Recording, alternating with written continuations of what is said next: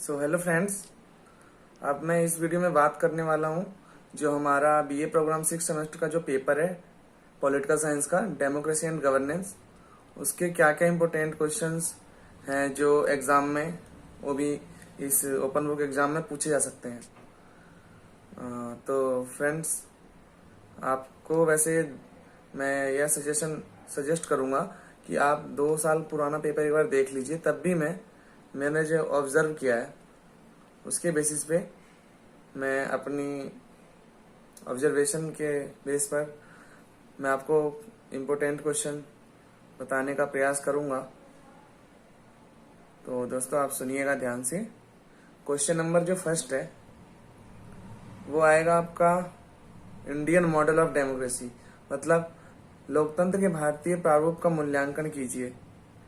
तो इसमें आप पूरा आंसर लिखेंगे, डेमोक्रेसी की शुरुआत कहाँ से हुई, किस थिंकर ने इस पर क्या बोला, और क्या इसके कैरेक्टरिस्टिक्स हैं, क्या इसके एडवांटेज हैं, क्या डिसएडवांटेज है, एंड जो भी बॉडी में मेंशन करना है आप लिख सकते हैं उसमें। फिर उसके बाद लास्ट में देन कंक्लूजन आप मेंशन करते हैं जिसमें हमें अपने थॉट्स डालने होते हैं। फिर जो आता है इम्पोर्टेंट क्वेश्चन दोस्तों, पार्लियामेंट पे कि संसद की विधायी शक्तियों का उल्लेख कीजिए। Explain the legislative powers of parliament. इसमें आपसे कमेटी भी पूछ लेंगे। हो सकता है इस क्वेश्चन को ऐसा पूछ लें कि संसदीय समितियों का गठन किस प्रकार किया जाता है, ठीक है, या ऐसा कहें कि ये जो समितियां हैं या नीति निर्माण में अपना एक महत्वपूर्ण भूमिका निभाती है, वो कैसे, ऐसे भी एग्जाम में ये क्वेश्चन पूछा जा सकता है। फिर आता है सुप्रीम कोर्ट, सर्वोच्च न्यायालय। यह जो है भारतीय संविधान का संरक्षक है और ये एक अपनी महत्वपूर्ण भूमिका निभाता है। इस कथन को आप न्याय संगत एवं सोदाहरण स्पष्ट कीजिए। क्वेश्चन नंबर 3 ये हो गया आपका। ये तीनों क्वेश्चन रिपीटेड है।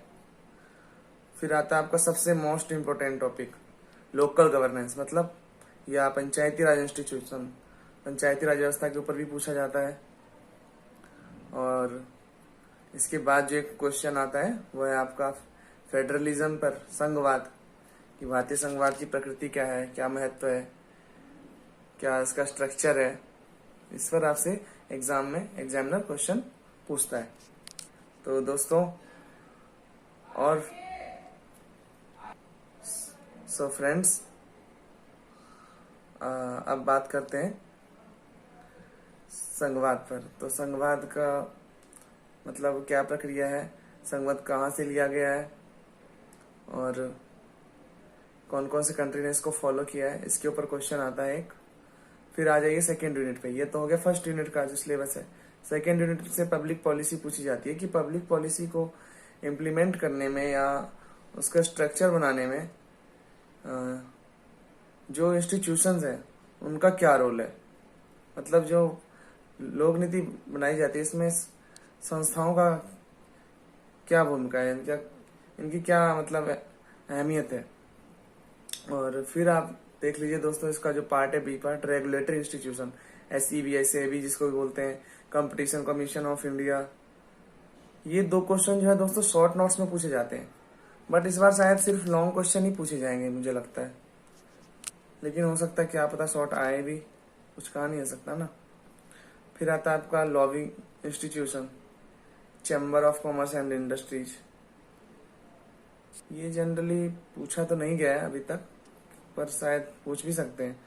और इसमें जो ट्रेड यूनियन और फार्मर एसोसिएशन है, मतलब किसान संघ और व्यापार संघ,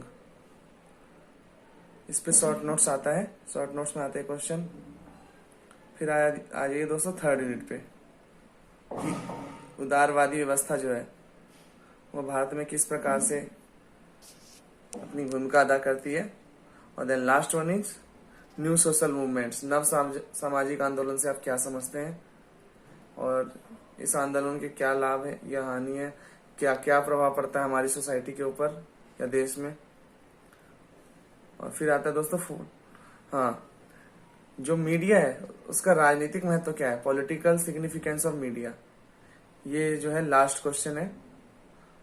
तो दोस्तों मैं आशा करता हूँ कि आपको इसमें कुछ चीज़ें ज़रूर समझ में आई होंगी, और ऐसा नहीं है कि मैंने जो बोला वही एज इट इज आ जाए पेपर में, बट इससे मिलता जुलता ही आएगा। क्वेश्चन जो है सिलेबस से ही डिजाइन होके क्वेश्चन पेपर सेट किया गया एग्जामिनर के द्वारा। तो मिलते हैं दोस्तों नेक्स्ट वीडियो में, तब तक के लिए बस इतना ही। धन्यवाद।